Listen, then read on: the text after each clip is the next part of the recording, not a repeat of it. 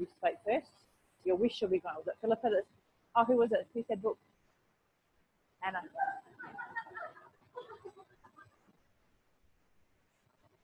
Yeah.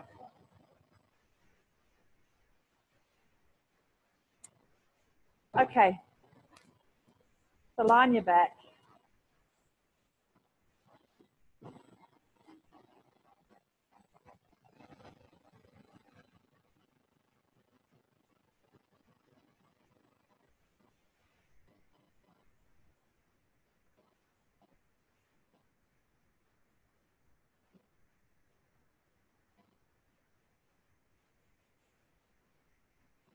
And notice where you're breathing. So you did a lot of relentless exploration about breathing last week, and you return to breathing next week as a kind of focus function that you focus on. So I'm inviting you to reconsider some of the investigations of your breathing from last week and the things that you confirmed that you knew already about breathing, the things that you learnt that were new about your breathing, your respiration. So let's do the R in Skipper. And some of the things that contradicted what you thought about breathing, that were counter to what you believed or thought or experienced about breathing. You had to unlearn something in a way. So there's that confirmation of what you know. So from a neurological point of view, that's a strengthening of a connectivity. You know, if a thought is a series of connections, it's a strengthening of that connectivity, connectedness. If it was new, you've created a new set of connections. If it's a contradiction of what you thought, contradiction of a thought or a belief that you held, you have to disassociate, or you have to unconnect those connections. But the ghost of them will be there. So how do you know? Therefore, you're holding a contradiction in your brain, which is uncomfortable. But one of the things I heard in my training, I can't remember who said it, was, you know, we can develop a brain that is big enough to hold paradox. Paradox meaning, you know, things that seem to be opposite. So that's what's going on neurologically as I invite you to contemplate some of those learnings from last week. And it's all learning.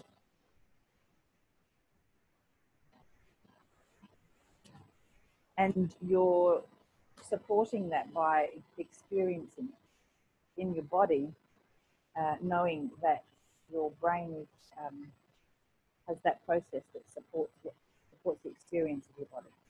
That's film class.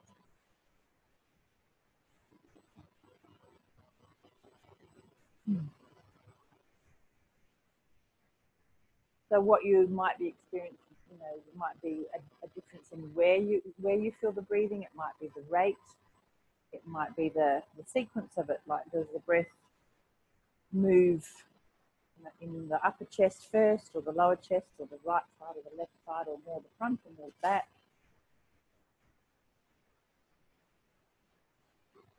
So the where, it could be the when, so the rate.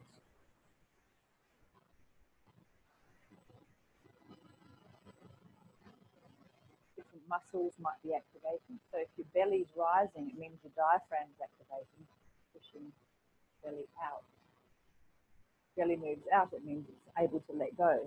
So you haven't got a tight belly that doesn't know how to sit.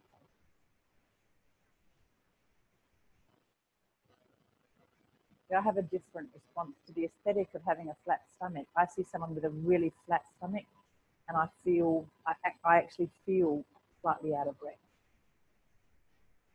Whereas other people look at a flat stomach and apparently find it sexually attractive. And that's why people pay so much money to watch, you know, a six-pack. Or in fact, have a surgically inserted six-pack. Yeah, there's implants, little bumps. Yeah, in Trump land, you can do it. So, fill your 6-pack or your 12-pack or whatever kind of pack it is. Lunch pack. Okay. The sides of your ribs, tops of your ribs, backs of your ribs, that kind of no man's land on your shoulder blades.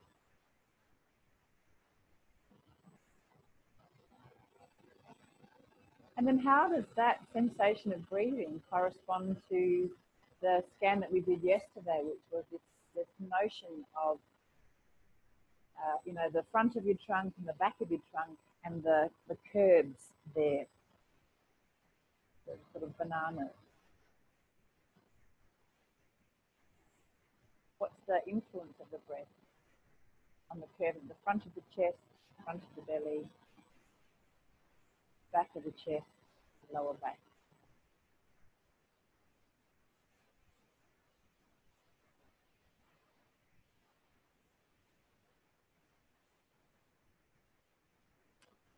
And I've changed my mind. Whoever said book, so I'm not going to get book, I'm going to go into the kata because I feel a kata coming on. I feel 5 winds coming on. But nice to be adaptable in the moment. So how did you deal with that change in expectation? You're wondering what ATM book it was. And now I've changed. Is it perturbing? How quickly do you shift that preparation? Like, were you really committed to doing the book? Like, you really committed to taking a step and you realize the ground's not there? What's your response? How committed were you? Did you have enough weight on your back foot to deal with it?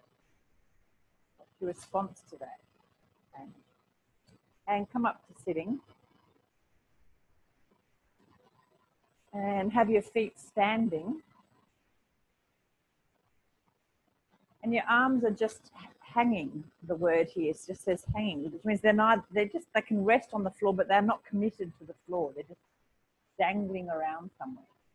They haven't got a purpose other than to dangle.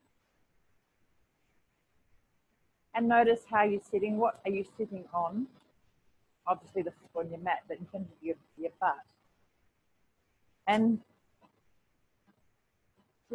find your eyes on the horizon, and maybe close your eyes if that helps you focus more on the internal sense. So, and notice the difference between how extroverted do you get. This is, again, speaks to what you're asking about, Emma. When your eyes are open, can you still have an inward focus with your eyes open? And if you can't, shut your eyes. So someone, like me, who's very visual, as soon as I open my eyes, I go, it's a strong association to extrovert, engage. And it's true for everybody, I'm not special. But some people can have their eyes open and be focused and stay internal. So just play with that yourself, about how do you become more introspective with your eyes open. There is attention. Play with that a little bit, just for a moment. How would you do that? How would you drop into yourself more? So this sort of personal auto-suggestion. What's your state? What's your organization to do that? You actually have the textbook. I keep saying it, but it's so true. You have to learn to read it better, about how you alter your state of consciousness without drugs.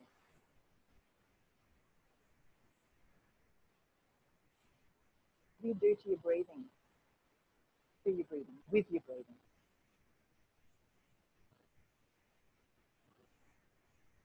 And with your eyes on the horizon, whether they're open or closed, doesn't matter, quietly, gently start to tilt back without your trunk bending or straightening any more than it is. Now, you can hold your trunk rigidly still, which means that the preparatory movement is you'll brace. Observe that initiation if you're bracing. And do you really need to do it? Is there some other way of keeping your trunk still without bracing? And as you go back, you start noticing that because I've used keeping the word still, you've immediately gone into stiff and rigid and holding. Or can you go into still? That is, the work has to be done. Don't get me wrong. You know, you keep your trunk in this alignment. How can that work be minimal? Not stiff, not rigidifying, not co-contracting so that you can't breathe. Play with that, and you can spend a lifetime playing with that. This is actually, to my mind at least, this is sort of the crux of the Kata theory. It's finding this way of keeping an oriented trunk that's not a crunch, it's not a hold, it's not compromising your lifestyle. If you really want to know what I think about the core, if you do this,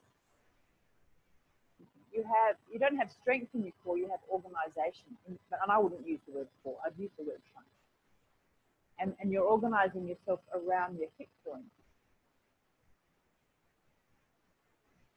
I've been trying to Google a picture of, there's one of the judo masters that was in England when Seaus was there, because there's a reference to him doing this fight in kata, not the ATM, but this movement coming up from falling. I can't find it. Maybe you've got something in your copy of art, Darren.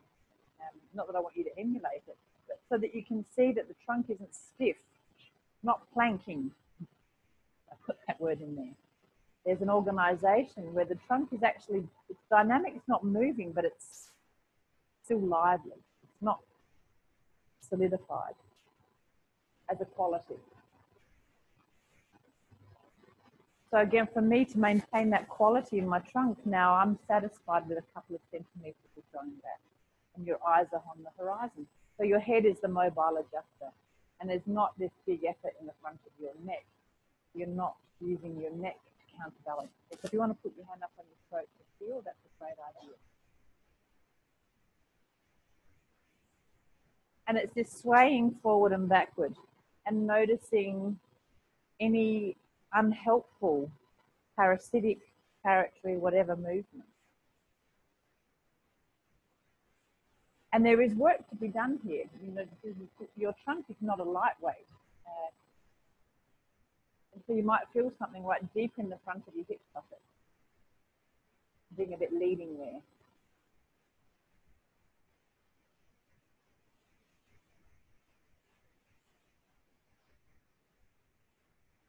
Now have your legs long and do a few more.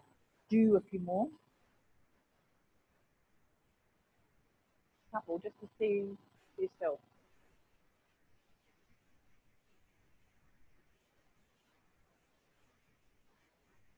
Influence of that.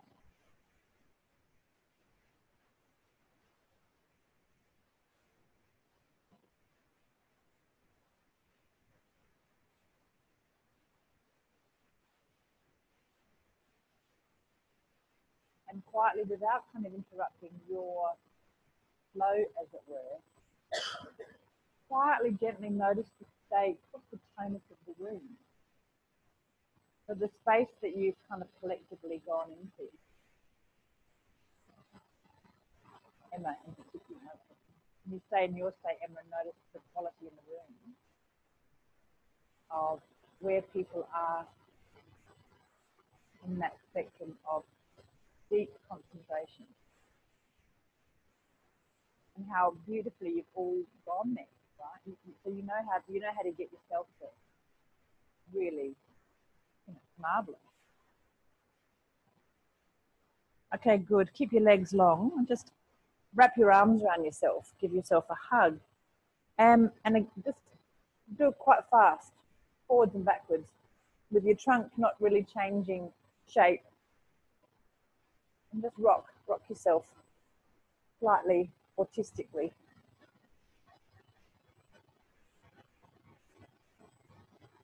Then go a little bit more forward, a little bit more back.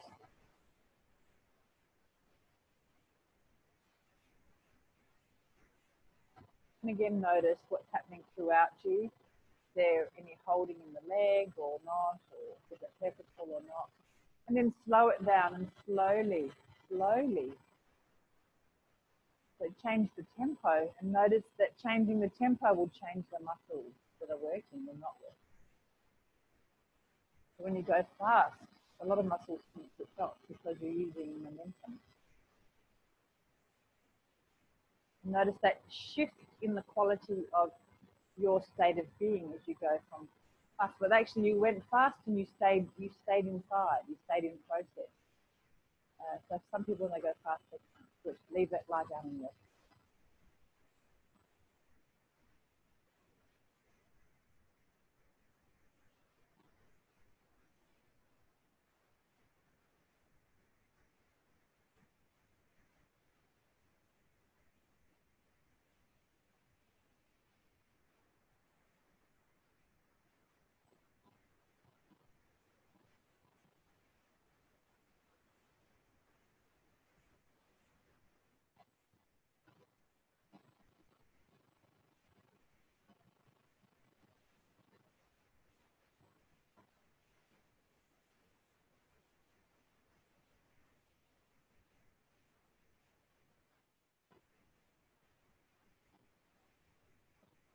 So the reason why Feldenkrais didn't like the word relaxation, he didn't say this was a method for relaxation, was that there's a sort of, I can't remember when he said it, we certainly had to use it to this day several times, that the thing that's the most relaxed in the world is a jellyfish. And what is a jellyfish good for other than being blobby? Right, you know, sorry? Throwing at your siblings. Yeah, great missile. So he wouldn't, you know, he kind of, in a way, banned the word relaxation, particularly in manhood. That he wasn't about teaching people how to relax. He was certainly helping people to find a way to learn to allow muscles to be better at switching on and switching off, activating and deactivating. But he would talk about it in that way rather than relaxation, because he had that kind of idea that as a martial artist, you were in this state that was neither fully relaxed, i.e. closer to sleep, or fully alert, ready to kill somebody. That was his extreme. And could we find a state of being that was somewhere in the middle of that, so that we could just as easily fall asleep as jump up and kill somebody, like defend ourselves to that level. It's pretty, you know, he's Israeli. He lives in a culture that, you know, that has that spectrum of behavior. We don't. So, you know, our spectrum of behavior might be from, can we find that equipoise where it's as easy to fall asleep as it is to run for the tram? That's about as aggressive as I'd like my life to be. And the biggest act of aggression is to run for the tram. So I just thought I'd better explain why we jumped on Julie's issue of relaxation. So, you know, there are some, and I've seen practitioners offer classes that increase and deepen people's relaxation. It's a word that does speak to the general public. So the Feldenkrais thought police are not going to come and jump on you if you use the word. We just won't particularly use it here.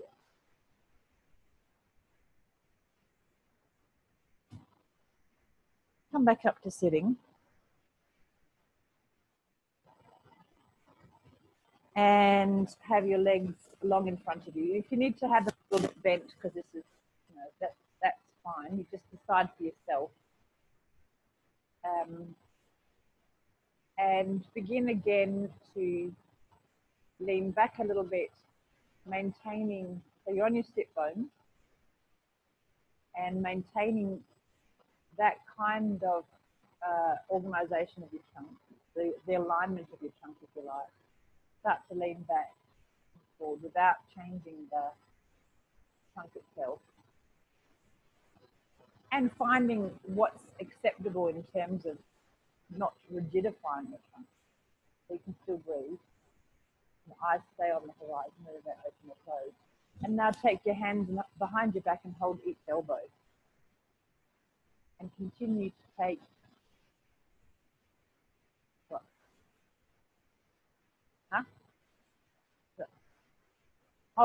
elbow. No. In the direction up.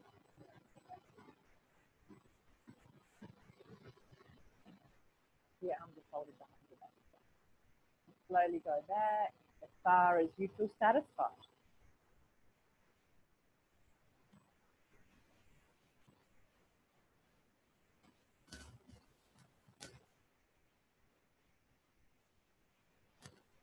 Movement and have your standing.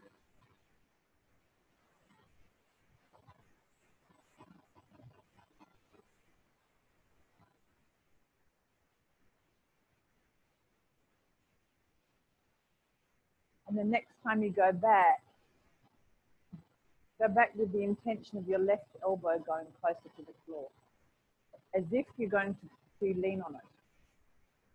So that's the direction, that's the pathway. Whether you get there or not is entirely up to you. That's not the goal.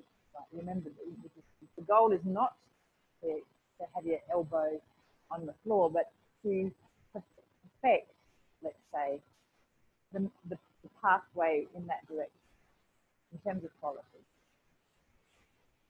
Your eyes on the horizon. Yeah. And the throat is soft. You can't feel your throat now because your arms are behind that.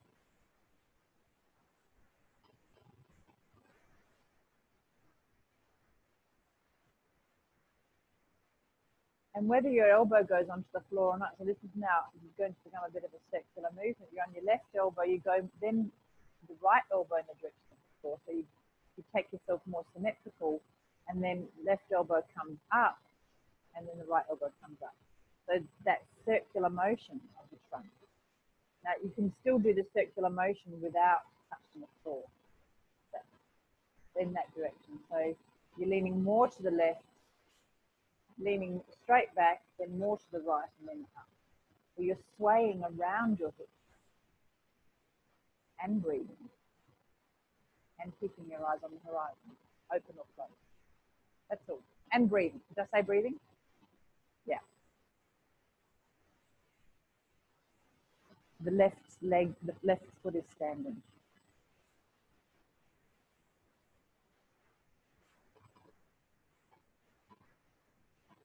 Next time you come up straight, change leg.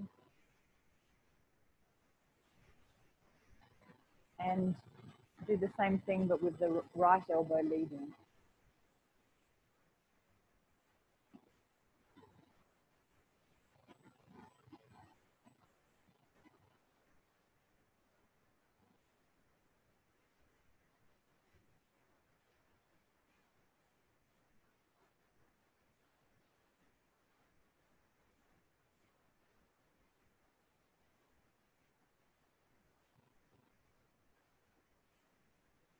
You can change it if you're interested. You can change the direction of the circle with your right knee up.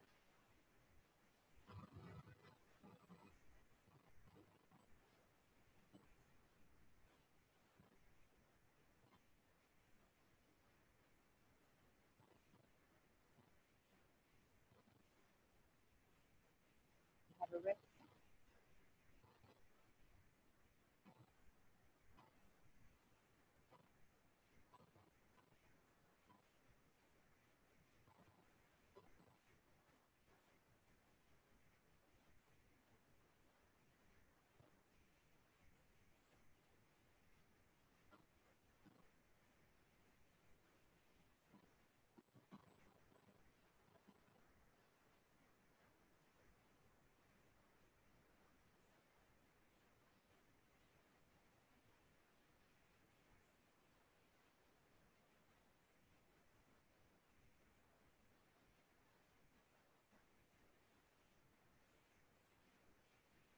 This idea of supporting people's shift in their sort of state of arousal, if you like, what we're talking about.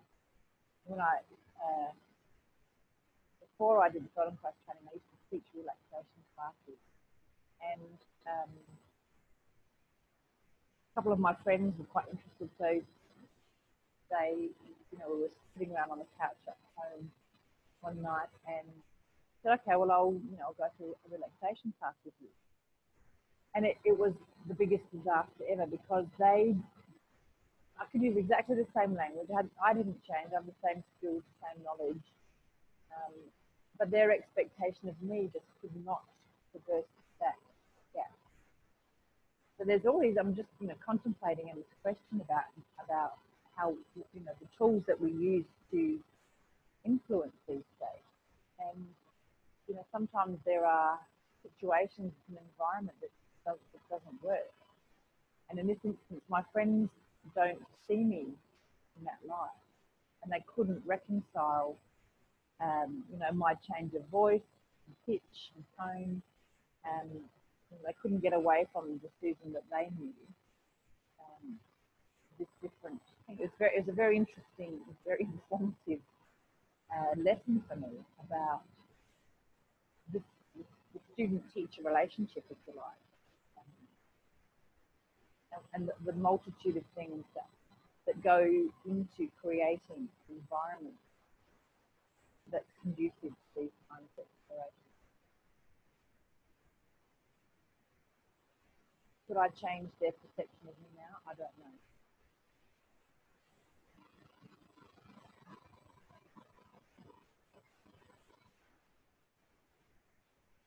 Come back up to sitting and have both feet standing on the floor. And interlace your hands and put them behind your head. And go back a little way and find a way, somewhere where you're happy to stay. And in that position, lift your feet up and put them down. You go back in the hip joints. And then you lift your feet up and put them down. And do it a few times. Both feet, yeah. And breathe. And smile. Oh, goodness. Eyes on the horizon.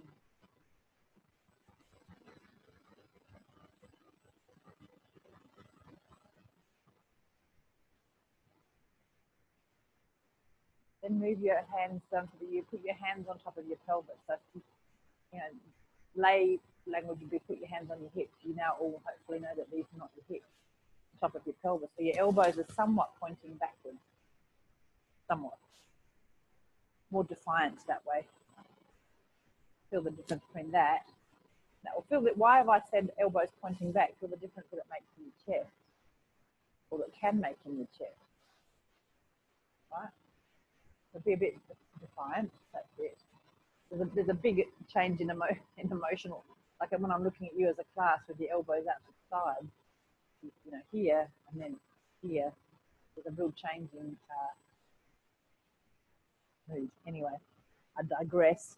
And now go back again and lift your feet up. So do exactly the same thing.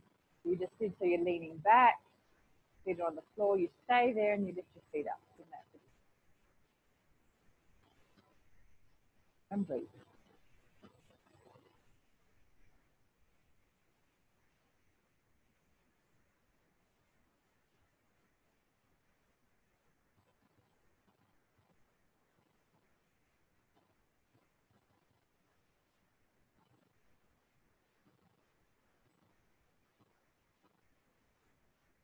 And can you use your hands to kind of invite your back to stay, not stay, to actually become slightly more arched?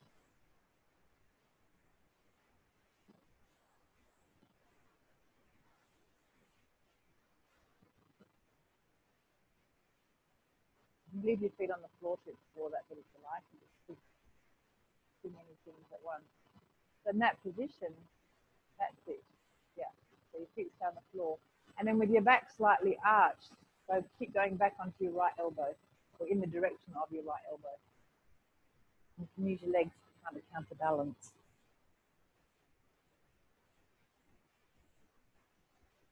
They may or may not lift, in other words.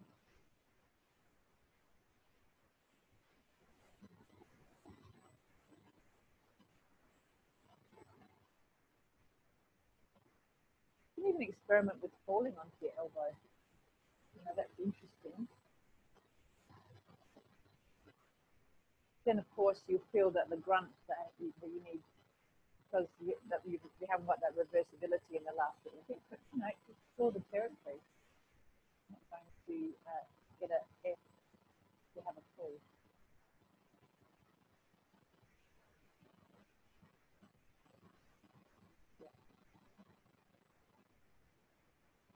And you can go make that circle from one elbow to another. You don't want to go all the way onto your elbows, it's perfectly fine, but have that idea of the circle.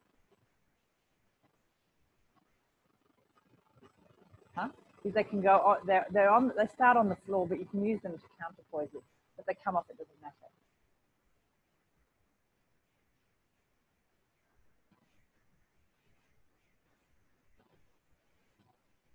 They're not deliberately lifting off. It's more a question of if the system would like to use that, and then with a counterpoise. That's good. Okay, and rest on your back.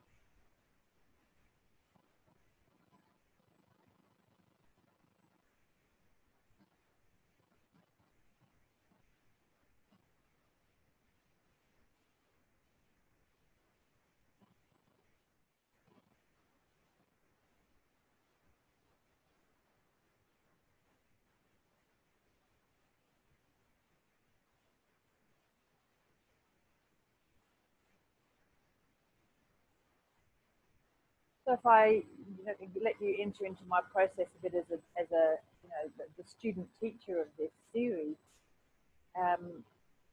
these are demanding. They're very subtle and they're demanding.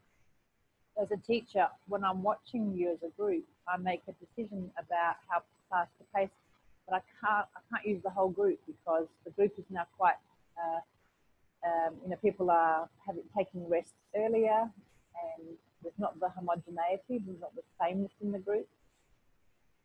So I have to make it. Someone asked me this question yesterday, which is why I'm saying it. I make a decision on my experience, my own personal experience of doing the lesson, and watching the variety of responses. Who am I going to pace this on? The people who can really do it kind of look like they're doing it easily. The people who can't do it at all. There's something in between. And the people who are in that in-betweeny sort of stage are probably only 3 or 4 in the room. So I can't. It's not like I can go with the majority. I have to kind of go with the median, if you like. So, and again, these decisions of when to pause and how much to put in and blah blah blah. You could say it becomes intuitive, but intuition is, reasoned decision making based on a lot of experience. It feels like intuition feels like it's unconscious, but it's a classic example of this deep wisdom that is subconscious that pops up as if it's intuitive. But actually, that's the conceit. It comes out of a deep experience and a vast well of knowledge.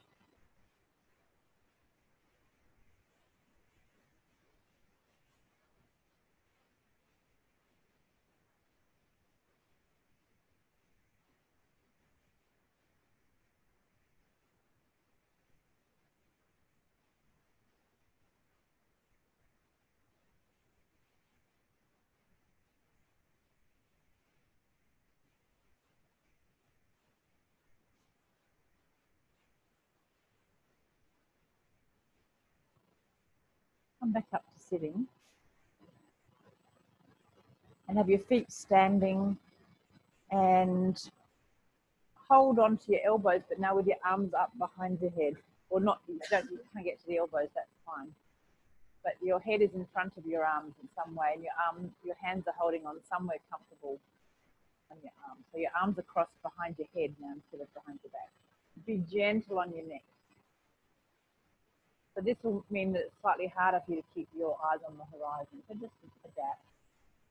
Just adapt. Adjust there, Jane, that's a really nasty way to use just. Did you hear that? I said just adapt. That was not good. That was not a good thing to say. Because it made it sound like it was going to be easy. Like just do it. It was dismissing the fact that this might be really hard for somebody. Okay, and now go a little bit back and forward. So you're on your sit bones and you're taking your trunk in toto, a little bit back and come forward. Your feet are standing. If you notice there's a point where your feet want to lift or not, that's fine. They're not required to lift. It's a decision that you sense internally, if that would help you or not, as a counterbalance.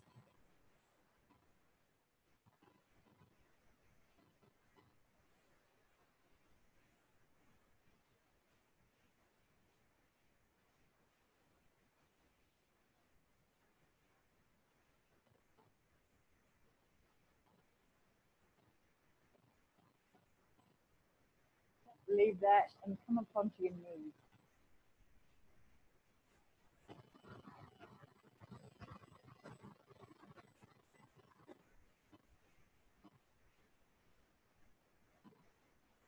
Stand on knees. Yeah. And have your arms in the same position. And without bending in the hips, so your hips stay straight, take your pelvis backwards. The whole of you goes backwards. But you don't, it's not like you sit backwards. You lean backwards from the knees, actually. And this could be a tiny movement. Now, simply being in this position and having your arms up makes it's inviting your organisation to shift in your trunk anyway. So it can be a tiny movement. The learning here is not in the amplitude. Breathing. So can you breathe with your trunk this extended? Straight.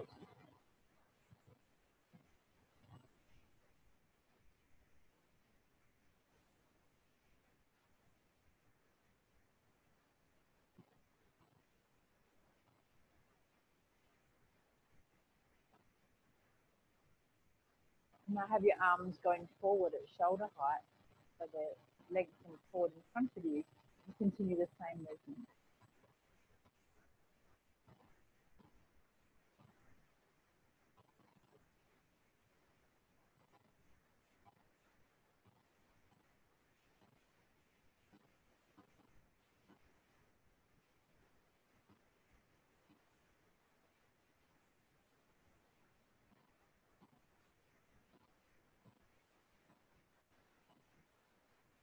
Breathing.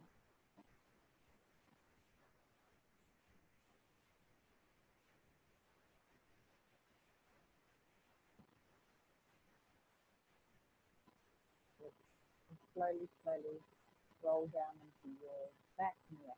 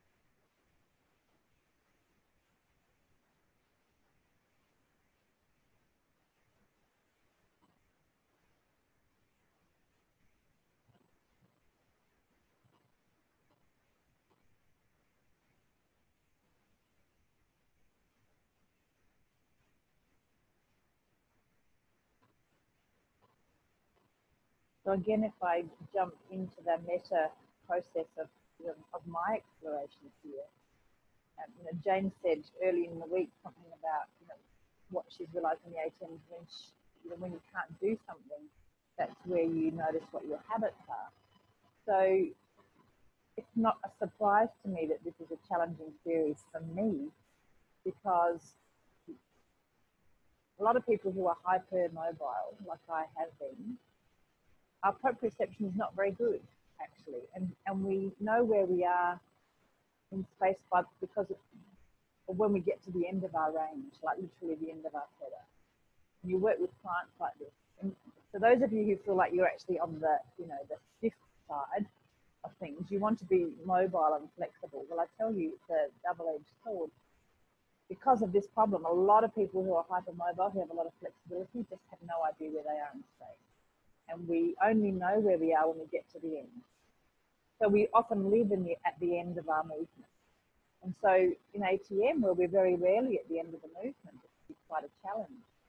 Now you think about this ATM, you don't ever go to the end of the joint range. So this is really proprioceptively demanding for me. I have to know where I am when I'm in no man's land. Right? So it's a great proprioceptive challenge for me, quite apart from the sort of getting the, you know, the muscle activation right. Because what I'm asking you to do is keep your trunk in a kind of, you know, a neutral position, if you like. It's neither flexing nor extending. It's staying in this alignment. And that's an alignment that people might not be getting a lot of information about.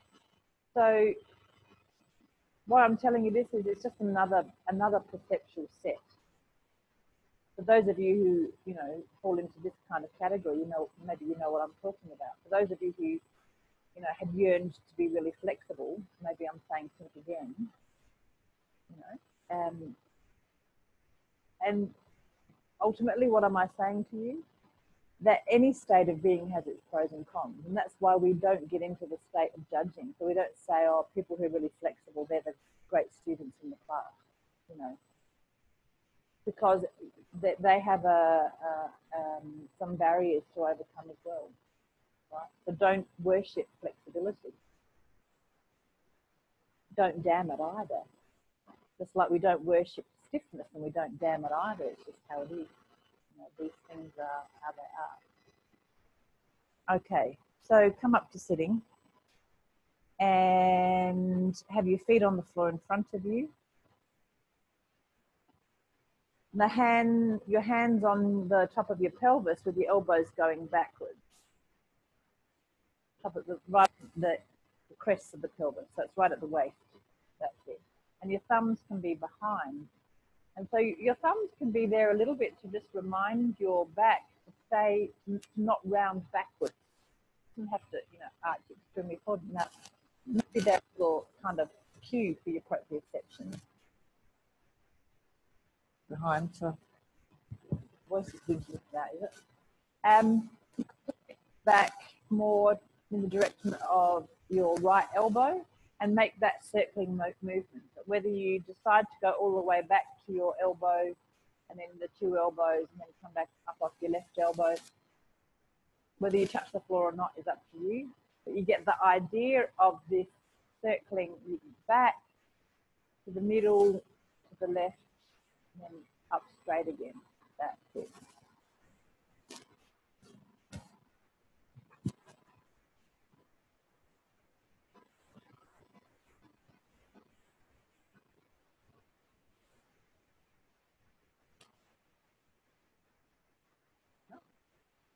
And then a few times, go straight back with your hands in that position,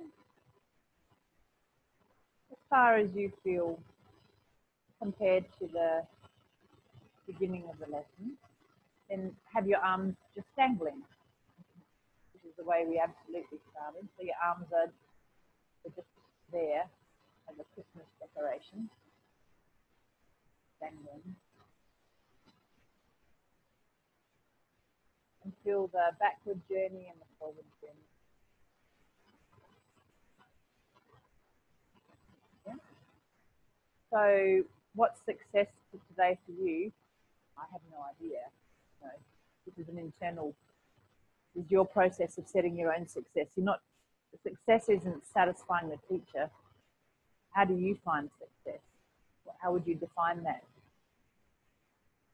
So for me, success in this would be doing less, going less far, putting my ego right up on the shelf and just staying in the quality. That would be success for me. So from an external point of view, I'd be doing less.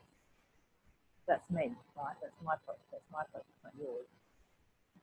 Nothing wrong with going all the way back up, like 1G, whatever his name is, the judo master. Good, lie back and rest. That's it.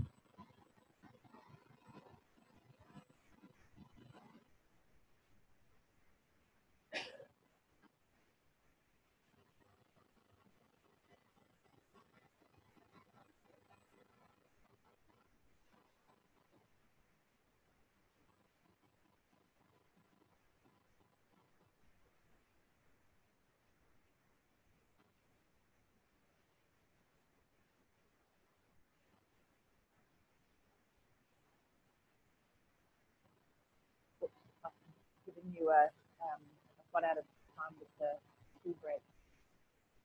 So just pacing before the way you go into bed. Your mind races to straight away to anticipating the coffee or the tea. Just reel it back in a little bit. Stay with yourself. And notice again, how do you do that? Right? How do you, if your mind immediately latched onto morning tea and then that tumble of events after, how do you reverse that? Where's the reversibility in that expectation? Come back into yourself, back into this here and now floor, what the floor is telling you, what your body's reversing with you. Slowly roll over to one of your sides, like sitting.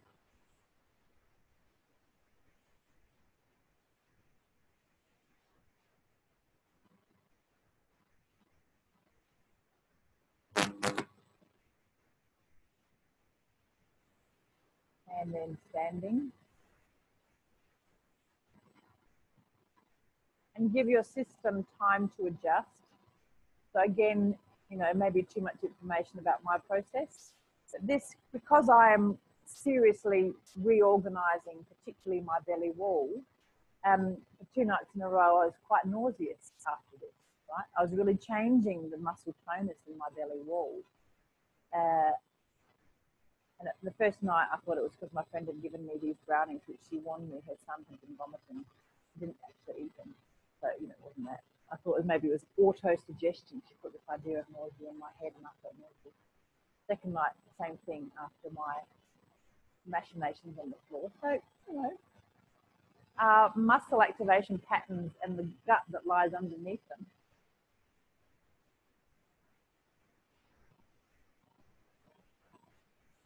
Yeah. We are connected. And it's not in an esoteric way, we're just mechanically connected. We change the volume of one chamber, it changes the volume of another.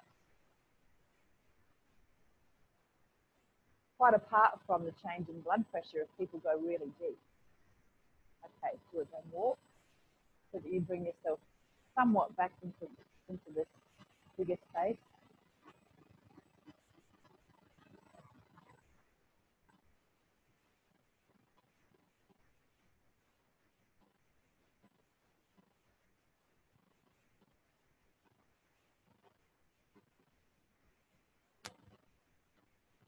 Enjoy your hip joints, if not the coffee. I will come back in about 20 minutes.